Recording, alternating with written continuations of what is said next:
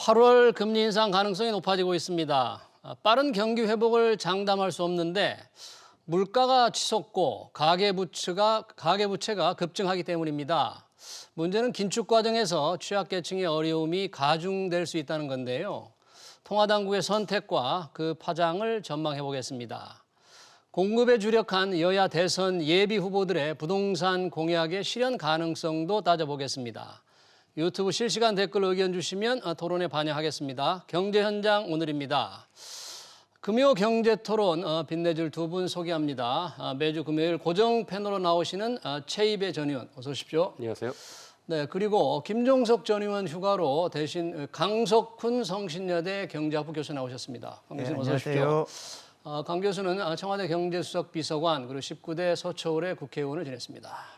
반갑습니다. 네. 자, 8월에 금리를 올릴 것인가 말 것인가. 지금 경제 상황은 어려운데 물가는 치솟고 금리 인상설이 솔솔 나오고 있지 않습니까? 예.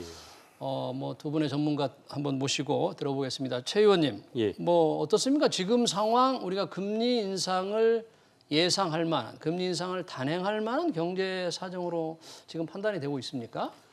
이미 한국은행 총재가 지난달부터 그런 얘기를 하셨고요.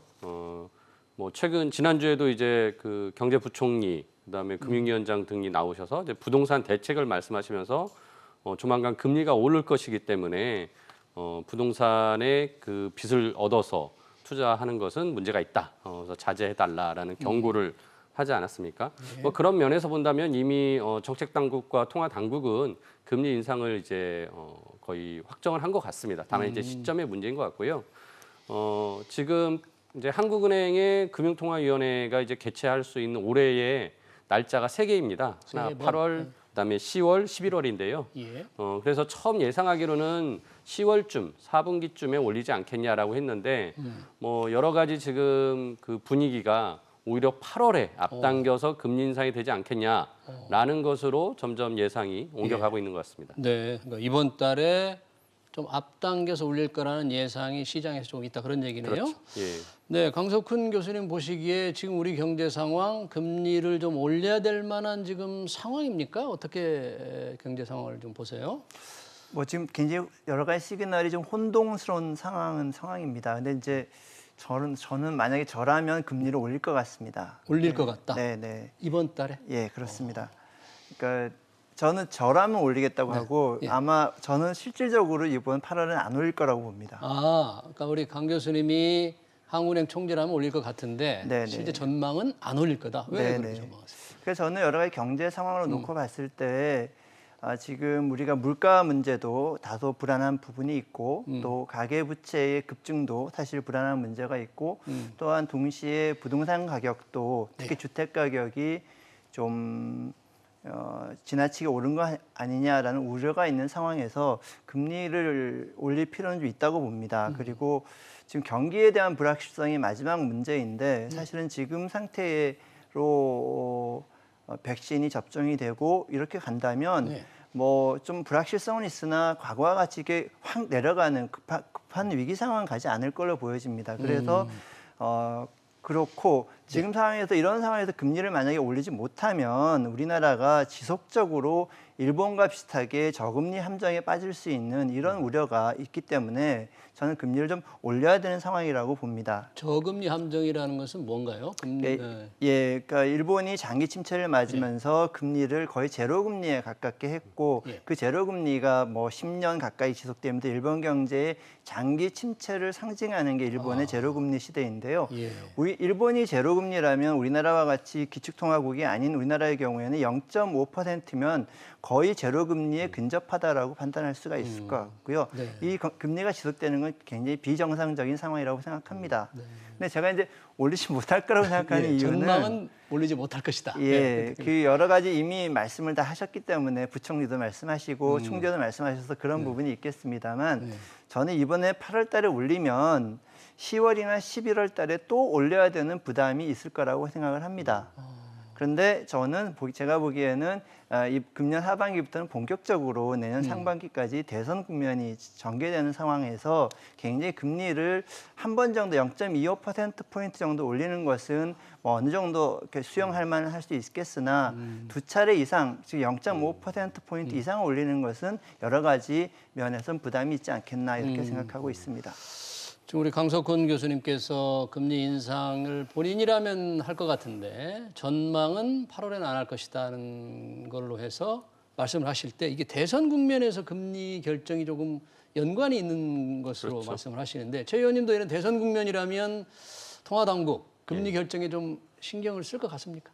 원래 통화당국은 그러면 안 되는 거죠. 이제 한국은행이라는 거는 굉장히 독립적인 기관으로서 뭐 진짜 물가 관리와 그런 이제 전체적인 국가 경제만 바라보고 판단을 해야 되는데 이번에 이제 금융위원장으로 이제 오시는 그 분이 최근에 이제 한국은행의 금융통화위원회에 그 참여를 하셨던 고승범 의원. 고승범 위원이 이제 금융위원장으로 이제 그렇죠. 내정이 돼 있는데요.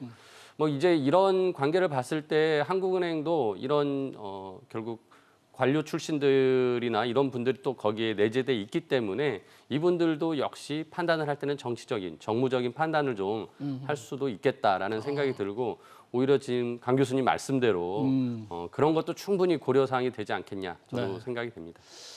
그 고승범 의원이 이제 금융위원장으로 내정은 됐는데 그럼 8월 26일 금통위에 고승범 의원 참석하면 됩니까 안 됩니까? 제 생각에는 안 하는 게 적절하지 않을까 싶습니다. 아무래도 우리 최 의원님 말씀하셨지만 한국은행은 독립성이 중요한 기관인데 정부의 어떤 장관으로 이제 임명된 상황에서 금통위에 참여하는 건 좀 부적절하지 않을까라고 생각합니다. 지금 금리 인상에 필요한 상황, 물가라든지 집값이라든지 이 집값의 경우에 워낙에 지금 집값 안정이 중요하니까 이 금리를 좀 올리면 집값 안정에 확실히 좀 기여를 할까요? 굉장히 중요한 변수가 될까요, 금리가? 아무래도 뭐 지금 자기 자본만을 가지고 집을 구매한다라는 것은 불가능한 상황이기 때문에 대부분 은행 대출을 받을 수밖에 없습니다. 그런 경우에 뭐 금리의 약간의 이제 그 차이에 의해서도 이자 부담이 생길 수 있고 뭐 그런 어떻게 보면 한계점에 그 있는 분들은 약간의 금리 조정에 대해서도 민감하게 반응하기 때문에 집을 사려는 뭐 그 대출의 또 욕구를 조금 줄이지 않겠느냐라는 게 이제 정부 당국의 입장인 것 같고요. 뭐 당연히 시장에서 그 정도 그거에 효과는 있다라고 봅니다. 그래서 지난번 이제 금융위가 상반기 금융 보고서를 냈을 때 가장 중요한 부분이 이제 금융 불균형, 즉 자산의 유동성이 너무 많아지고 자산의 가격들이 많이 올라간 거에 대해서 금융 불균형이라는 얘기를 해가면서 이 부분에 대한 시정이 필요하고 그래서 금리 인상에 대한 뉘앙스를 계속 비춰왔었던 거거든요. 그래서 그런 측면에서는 뭐 정부가 지금 가계대출을 억제하려는 그런 흐름과 맞물려서 충분히 주택가격 안정을 위해서라도 금리 인상에 대한 가능성은 높다라고 보여집니다. 지금 돈을 빌려서 우리 최 의원 말씀처럼 영끌해서 집을 산 사람들 이 금리 인상이 만약에 이루어진다면 정말 많은 부담을 받게 되고 그래서 또 사는 것도 주춤거리고 산 사람들은 힘들고 그런 상황이 펼쳐질까요? 금리를 올린다면? 글쎄 이제 그 정확한 계산은 어렵습니다만 최근 보도들을 보면 금리를 한 1.1%포인트 정도 올렸을 때 연간 한 5조 4천억 정도의 이자 부담이 추가적으로 발생하는 것으로 분석을 한 보도를 봤는데요. 저는 이제 금리가 주택 가격에 미친 영향을 최근에 부동산 가격의 급등 요인이 무엇이었나에 대해서 한번 살펴보면 저는 제가 보기에는 저금리 요인도 상당수 있었지만 사실은 이제 공급 부족과 또 향후에도 공급이 부족할 것이라는 그 예상이 사람들 하여금 참 영끌이라는 게 저희가 말을 쉽게 하지 사실 굉장히 처절한 이야기인데요. 그렇게까지 하게 하지 않았나라고 생각이 되고 금리가 아마 0.25%포인트 정도 오른다고 해서 그 영끌의 심리가 급격하게 내려갈 것 같지는 않고요. 부동산 가격은 제가 보기에는 기본적으로 향후에 지속적으로 주택 공급이 안정적으로 이루어질 것이다라는 시장의 기대가 있게 되면 그때 내려갈 수 있지 않을까라고 생각합니다. 그러니까 집값 상승에 여러 가지 요인이 있지만 금리는 이제 사는 측에서 볼 때 수요 측면의 요인이 될 것 같고 공급 측면에서 이게 해소가 안 된다면 금리를 조금 올리더라도 조금 쉽지 않지 않겠느냐. 결국 공급이 계속 지속적으로 이루어져야 된다. 그로 인해서 가격이 안정돼야 된다는 기대감인데 여튼 뭐 이 금리를 통해서라도 아까 말씀하신 금융 불균형을 좀 해소하는 게 좀 여러 가지 시급하다. 네. 근데 이런 판단을 지금 금융 당국이 서서히 하고 있는 예. 거잖아요. 예. 금통위원들 전체적으로 성향으로 봐도 조금 인상 쪽으로 좀 기울어 있다고 예, 예상을 해야 되겠습니까? 지난달 금통위에서 이제 회의록이 공개가 되고 뭐 그 분석한 내용들을 보면 예. 금통위원 6명 중에 5분이 이제 금리 인상 쪽에 힘을 싣고 있다라는 분석이 나왔고요. 예.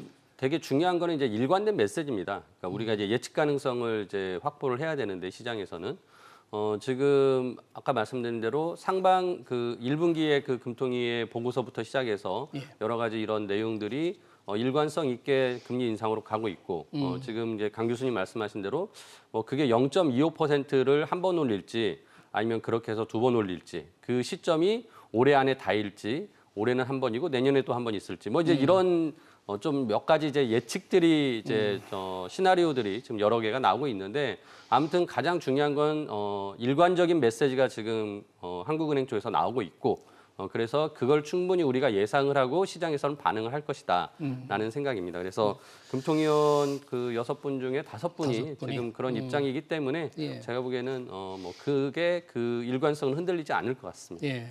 제가 보기에는 이제 금리 부분과 말씀 나눌 때 꼭 저희가 이제 잊지 말아야 될 게 지금 금융 불균형 해소라는 차원에서 자영업자의 지금 대출 문제입니다. 그러니까 현재 지금 자영업자가 알려지기엔 약 대출 규모가 860조 원으로 제가 기억하는데요. 엄청난 양의 대출이 있고 이게 이제 지금 영업이 안 돼서 다 이렇게 대출로 이거를 이제 겨우겨우 버티시는 분들이 굉장히 많고 또 다른 부분은 지금 이제 그쪽 중소기업이나 영세 자영업자에 대한 그 상환 유예 그러니까 이자 상환 유예라든지 원금 상환 유예 이런 긴급 조치들이 지금까지 계속돼 와서 사실 이제 응급기를 달고 있는 상황인데 사실 이제 금리를 올린다라고 한다면은 그쪽 부분의 타격을 어떻게 우리가 연착륙 시킬지에 대한 고민도 같이 해야 되는 좀 굉장히 어려운 상황인 것 같습니다. 네. 지금 뭐 860조 원에 달하는 자영업자들의 빚 계속 연장이 지금 되고 있는데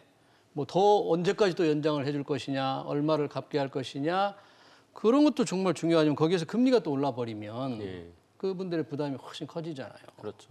그래서 정부는 나름 이제 서민금융에 대한 이제 지원책을 계속 마련을 하고 있긴 한데요. 예.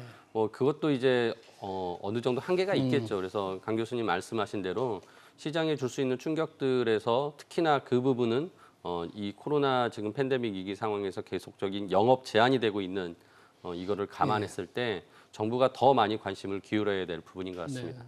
오늘 지금 사회적 거리두기를 연장하는 결정이 내려지니까 아무래도 그분들의 이제 고통이 가중되고 그러면 금리 인상 결정한 금통위원들의 어떤 여러 가지 생각에서 이런 거리두기의 영향도 있지 않을까요? 그러니까 실제 그런 부분이 분명히 있을 거고, 그렇지만 이제 우리가 일반적으로 이야기할 때 금리 정책은 이제 사회 전 분야에 영향을 일괄적으로 미치고, 예. 이에 반면에 이제 재정 정책은 정부가 타겟팅을 해서 목표 집단에 대해서 재정 지출을 늘릴 수 있다는 예. 측면에서 우리가 고민을 해봐야 될 텐데, 이렇게 금리가 상승 국면이 되는 경우에는 저소득 자영업자나 영세 중소기업들을 위해서 정부의 재정 지출이 좀 그쪽 분야로 좀 더 집중되는 그런 정책의 좀 지혜로움이 필요하지 않을까 이렇게 생각합니다. 네.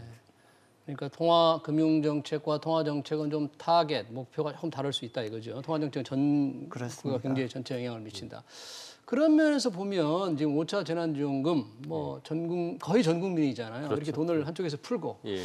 한쪽에 금융 쪽에서는 또 금리 인상 가능성이 되고 뭐 타겟이 다르지만 조금 부조화라고 볼 수도 있지 않을까요? 그러니까 이제 그 부분에 대해서 많은 또 전문가들이 엇박자다라는 얘기를 하기도 하시는데요. 그러니까 전 정확하게 우리 강 교수님이 지적해 주신 것 같아요. 그러니까 지금 이런 엇박자가 오히려 균형을 만들어내기 위한 노력일 수도 있다라고 저희는 이제 볼 수 있고요. 그런 면에서는 정부가 재난지원금을 주거나 또는 자영업자들에게 손실보상법을 통한 손실보상 제도를 하는 과정에서 예. 정말 힘든 분들에게 더 타겟팅해서 지원을 해줘야 되고 아까 말씀드린 대로 또 서민 금융 부분에서 지원할 수 있는 부분들을 또 찾아내서 지원을 해야만이 결국은 이 통화 당국의 입장과 재정 당국의 입장이 전체적인 경제의 약한 부분을 좀 보도만 안아주면서 균형을 만들어갈 것이다라는 생각이 듭니다. 네. 뭐 금리 이제 금통위가 이달 26일인 거죠? 곧 이제 예, 금리가 26일입니다. 오를지 또 다시 0.5% 동결될지 곧 결정될 테니까 좀 지켜봐야 될 것 같습니다. 역시 저희가 금융 관련해서 이제 부동산 시장과 연계해서 얘기를 했습니다만 지금 대선 뭐 예비 후보들 너나 없이 지금 대선 출마를 하신 분들이 참 많은데 이분들이 내건 여러 가지 공약 중에서도 계속 뭐 관심 끄는 게 부동산 관련인데 강성훈 교수님 혹시 후보들이 얘기한 부동산 관련 정책 공약 중에서 좀 눈길을 끌만한 그런 뭐 후보들 있습니까? 글쎄 뭐 아무래도 그 이재명 지사님의 그 기본 주택 이게 아무래도 눈에 좀 띄고요. 그리고 또 네. 정세균 후보님 같은 경우에는 100만 호의 임대주택을 하시겠다라고 말씀하셔서 예. 100만이라는 숫자가 제가 일단 두 개가 눈에 띄는데 네. 그래서 다들 참 많이 고민하시고 또 많은 분들이 참여하신 정책일 거라고 생각이 됩니다만 제가 그냥 데이터 하나만 말씀을 드리면 2019년 말 현재 우리나라의 공공임대주택이 166만 호입니다. 아 현재 106 공공임대가 그러니까 지난 40년간 50년간 정부가 각종 국민주택 기금 등을 동원해서 그동안 열심히 만든 공공임대주택이 166만 호인데 5년 내에 그걸 100만 호를 하시겠다고 하니 이게 사실 얼마나 엄밀한 검증을 거쳤나 하는 생각이 좀 들기도 하고요. 사실 제가 이거 찾아보는 게 시간이 아까워서 안 찾아보다가 한번 제가 그 사이트에 들어갔더니 그게 있더라고요. 기본주택이라는 그 경기도에서 운영하는 그 홈페이지가 있더라고요. 그러니까 그래요? 거기에 들어가 보니까 모든 무주택자들은 다 자격이 되고 역세권에 집을 짓고 그리고 아침 식사와 돌봄을 합리적인 가격으로 제공하고 옥상에는 스카이 라운지가 있으며 그리고 적절한 가격의 임대료로 살 수 있는 집이 기본주택입니다. 이렇게 돼 있더라고요. 그래서 제가 환상적으로 들리는데요. 그래서 제가 마지막에 스카이 라운지 참 보고 참 많은 생각을 했습니다. 그래서 이제 국민들께 꿈과 희망을 주시는 거는 굉장히 지도자들로도 하셔야 될 일이라고 생각되지만 저 개인적으로 그 100만 호를 도대체 만약에 뭐 3억이라고 잡아도 300조고 5억이라고 잡으면 500조 원이거든요. 그거를 어떻게 조성하시겠다는 건지 그런 부분이 좀 불명확해서 저는 그런 부분을 좀 더 명확히 해주셨으면 좋겠다는 생각이 들었습니다. 어떻게 생각하십니까, 최 의원님? 이재명 지사의 기본주택 100만 호. 근데 하여튼 그 기본주택 100만 호를 포함해서 250만 가구를 공급하겠다라는 게 이제 이재명 지사의 이제 공약이고요. 정세균 전 총리 같은 경우는 그 말씀하신 대로 이제 공공임대주택 100만 호를 포함해서 280만 호 이제 공급이라고 얘기를 하셨어요. 그러니까 다들 뭐 기본적으로 이제 200만 호, 250만 호, 뭐 280만 호 얘기하는데 저도 그래서 좀 자료를 보니까 매년 지금 민간과 공공에서 그 공급되는 그 분양 물량, 그러니까 이제 입주하는 물량으로 이제 표현을 했던데요. 그게 한 45만 호 정도 되더라고요.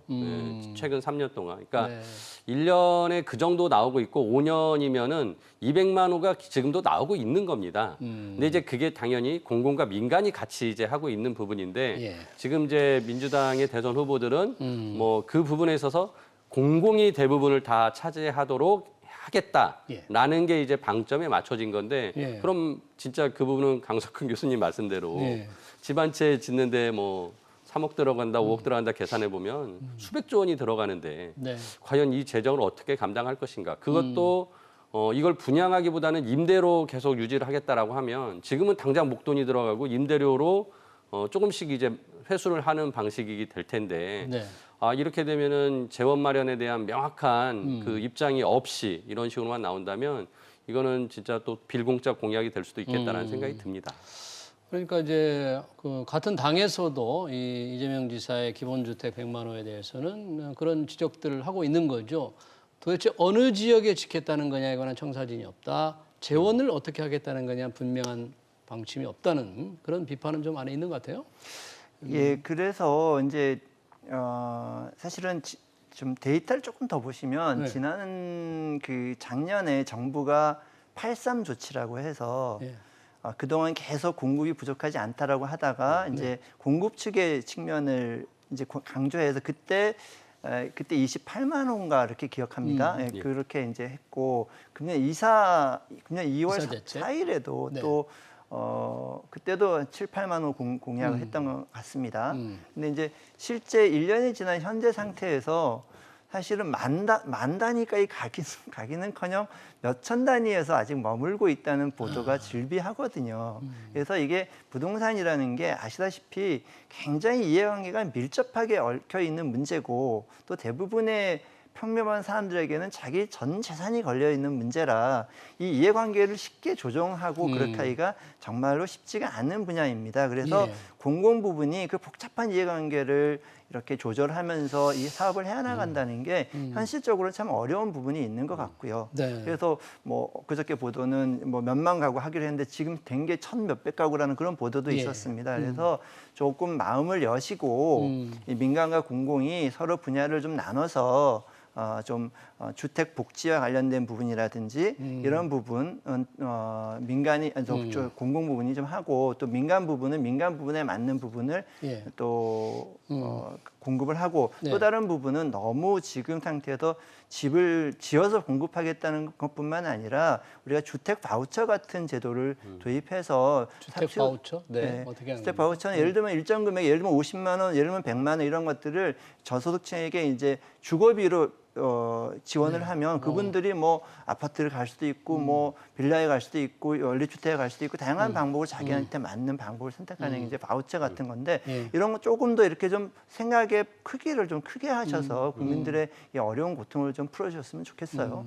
지금 이재명 지사만 아니고 뭐 우리 이낙연 전 대표는 성남 서울공항을 이전하고 그 자리에 뭐 3만 호인가요? 짓고 예, 또 3만 주변에 호를 4만 호 짓겠다. 해서 뭐 예. 7만 호를 하겠다 그러는데 그 자체는 뭐 다른 분들도 예전에 생각했는데 현실성이 없어서 진천을 못 시킨 거라면서요. 예, 뭐 솔직히 항상 이렇게 서울에서 공공부지를 찾게 되면 가장 그나마 규모가 좀 있는 데를 찾다 보면 뭐 대표적인 게 용산의 미군 그 부대가 이제 나가면 거기에 이제 토지가 확보가 되고 또 지금 용산의 지하철역도 굉장히 철도 부지가 넓기 때문에 거기도 이제 항상 주목을 하죠. 네. 그리고 나오는 게 이제 태능의 육사 부지도 육사가 왜 서울 이 한복판에 있어야 되냐라고 하면서 육사 부지 얘기하다가 최근에는 골프장만 그나마 공공 개발을 하겠다라고 했는데 그마저도 주민들의 반대로 지금 안 되고 있고요.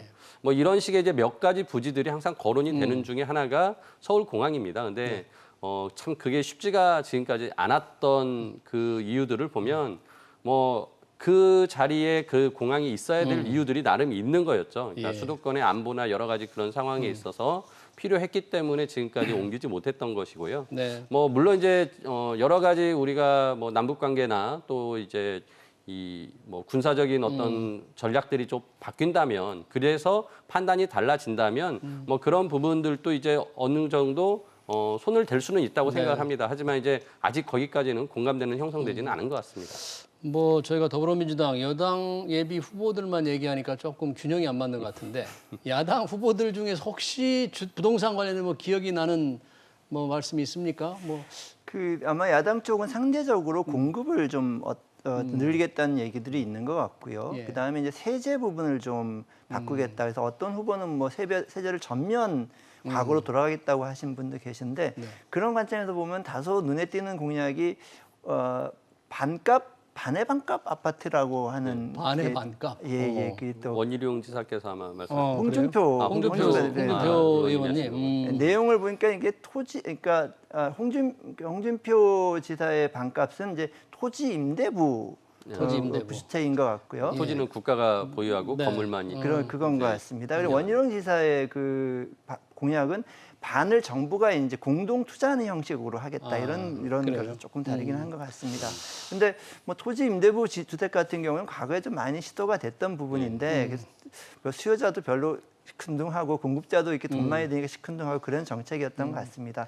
근데 아까 좀 전에 그 서울공항 얘기가 나왔었는데 저는 뭐 서울공항에 그 뭐 군사적 가치 이런 것도 뭐 언론에 보도된 것 이상으로 아는 바가 없습니다. 근데 다만 저는 왜 굉장히 서울 시내에 굉장히 많은 사람들이 아파트를 뭐 주택을 재건축을 하고 싶다 뭐 이런 얘기들을 많이 하는데 그거는 그렇게 못하게 하고 왜 이렇게 멀리 가서 이렇게 이 땅은 뭘 부숴서 하겠다고 하는지 그거는 조금 생각의 크기를 키웠으면 좋겠다는 생각이 듭니다. 네, 기존 도심에 중요한 이런 민간 주택의 어떤 좀 활성화, 재건축 활성화 같은 게 좀 필요하다 그런 얘기인데. 네. 그리고 이 마지막으로 이 최재형 전 감사원장은 부동산에 관련해서 문재인 정부가 거꾸로만 하면 된다 이런 말씀을 하셨는데 네.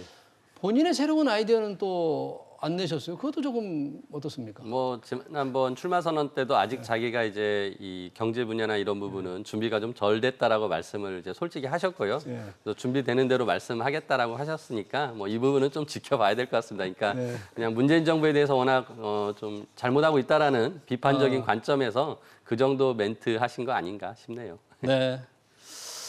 네, 뭐 더 토론할 주제가 있는데 시간 관계상 여기서 마쳐야 될 것 같습니다. 네, 지금까지 강석훈 성신여대 경제학 부교수 그리고 최입의 전 의원이었습니다. 고맙습니다. 감사합니다. 네.